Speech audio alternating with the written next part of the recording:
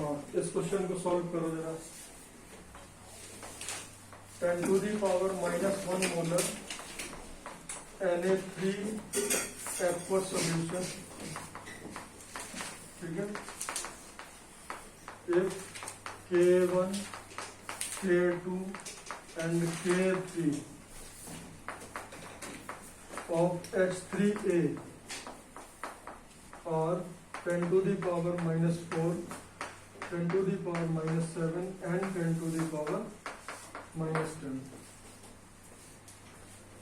Na3A is a salt of NaOH and H3A, ठीक है। Assume Na3A is 100% soluble in water।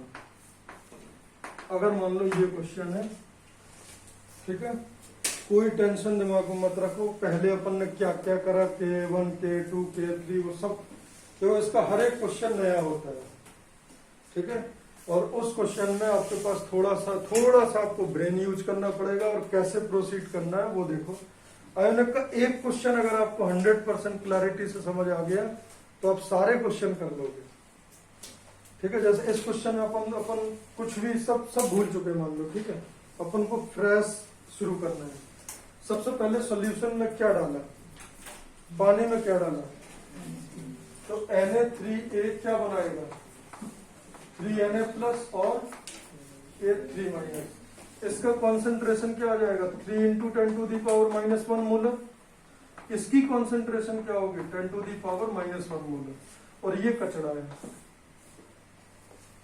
Correct, अरे ये कचरा है ना। अब A3- बेटा देखो, पानी के साथ हमेशा Ha2- बनाएगा, और अब एक 3- थे, 2- बचा तो एक OH-। अरे ये हो जाएगा। और जहां Ha2- है वो क्या बना लेगा, जहां भी Ha2- है वहां H2A- होगा, ये भी OH बनाएगा।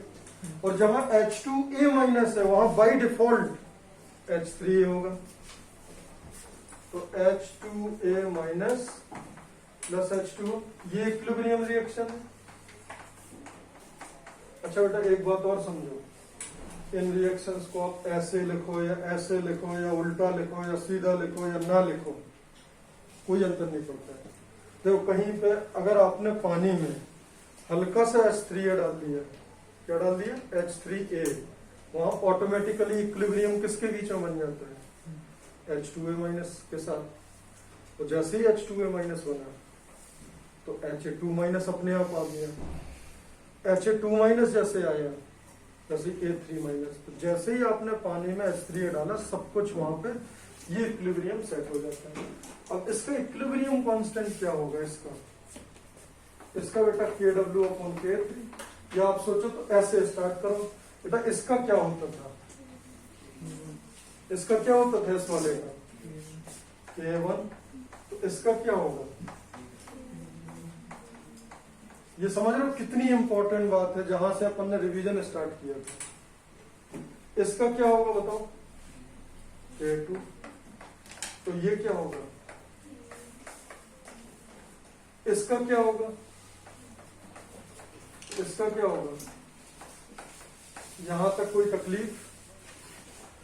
अब हर सवाल में, कोई सवाल अगर है जेई में जो पॉलीप्रोटिक एसिड पे आएगा, वहां पे ये कंडीशन जरूर गिवन होगी, K1 is very very greater then K2 is very very greater then K3, ये होगा। और अगर K1 बहुत बड़ा है तो 1/K, K1 बहुत छोटा हो जाएगा। तो इसके सामने मैं इसको नेग्लेक्ट कर सकता हूं, और इसके सामने इसको नेग्लेक्ट कर सकता हूं। जब ये है तो फिर दोनों। इसका मतलब बेटा पता, ये सवाल आपका बन गया कि एक बेस है, क्या है बेटा, एक वीक बेस है A-, उसका कॉन्सेंट्रेशन C है, और उसका Kb Kw/Ka3 है। ये सवाल बन गया ना। इस सवाल को मैंने बेसिक उसी में कन्वर्ट कर दिया ना। देखो ये गिवन होता है, इससे मैंने बाकी के 2 स्टेप कैंसिल कर दिए, मतलब यही बचा। अब बताओ OH माइनस, यहां पे ऐसे देख लो KW अपॉन K3, ये हो गया आपका KB ऑफ A3 माइनस, ये कितना है बताओ 10 to the power minus 14 divided by -10, तो कितना आ गया बेटा 10 टू दी पावर -4। और C कितना है A3 माइनस का, जो बेस का काम कर रहा है उसका C कितना है 10 to the power -1। C is very very greater than, C is very very greater than KB, ठीक है। तो OH माइनस को हम डायरेक्टली क्या लिख सकते हैं, C into KB of A3 minus, और KB क्या होगा KW अपॉन, वो तो KB हम पहले भी निकाल चुके हैं, तो C कितना है 10 to the power -1 into KB कितना 10 टू दी पावर -4, तो POH आ जाएगा 5/2, तो pH आ जाएगा 11 पॉइंट। बेटा समझ आया, ये क्लियर है, यहां तक किसी को कोई डाउट? अब देखो जरा, इसी में मैं 3 सवाल बनाऊंगा, मैं हर एक सवाल के 3 सवाल बना सकता हूँ, सिर्फ क्या चेंज करूंगा बताओ, इसको मैं कर दूं 10 टू दी पावर -4, इसको अगर 10 टू दी पावर -4 कर दिया तो बेटा ये कंपेरेबल हो जाएगा, तो ये फॉर्मूला मैं लगा नहीं पाऊंगा। फिर चूंकि मैं तो हमेशा अल्फा 0.6 आता है अपना, फिर 10 टच करने की जरूरत नहीं, अगर 10 टू दी पावर -4 है तो एक बार निकालो कितना आंसर आ रहा है, 10 टू दी पावर -4 ले लो, rest everything is same.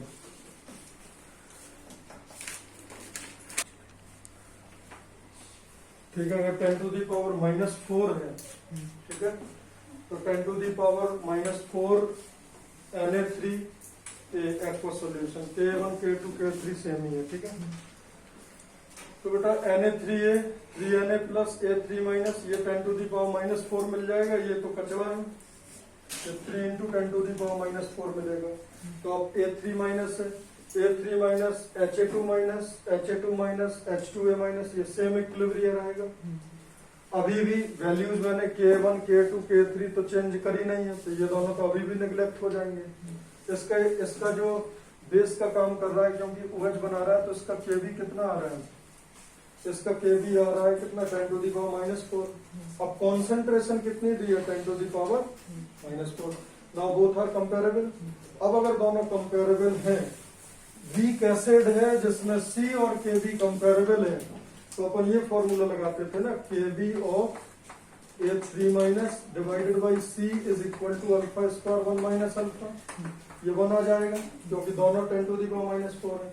Alpha यहां से कितना आ गया 0.6, तो बताओ बेटा OH माइनस कितना हो जाएगा C अल्फा, तो 0.6 इंटू 10 टू दी पावर -4, तो 6 इंटू 10 टू दी पावर -5, ये आ गया OH माइनस, यहां से POH क्या हो जाएगा 5 माइनस log 6, तो pH क्या हो जाएगा 9 प्लस log 6 0.77, तो 9 समझ आए। अब इसी क्वेश्चन में एक और बना सकता हूं, क्या थोड़ा चेंज करके, इसको -6 करके, इसको -6 कर देंगे, इसको अगर -6 कर दिया 10 टू दी पावर -6, तो ये तो वही रहेगा, इसकी सेहत पे कोई अंतर नहीं पड़ना, ये -6 हो गया। Now KB is very very greater than C, yes और नो। तो अगर इसी सवाल में 10 टू दी पावर -6 कर दिया, ठीक है, तो POH आएगा फिर आपका 6 और pH आएगा 8। अरे समझ आ रहा है, कोई भी सवाल है रिलेट उसी से हो रहा है, किससे, वो वीक एसिड वाले से। ये चीज आपको फील आ रही है, ठीक है, नोट कर लो इसको।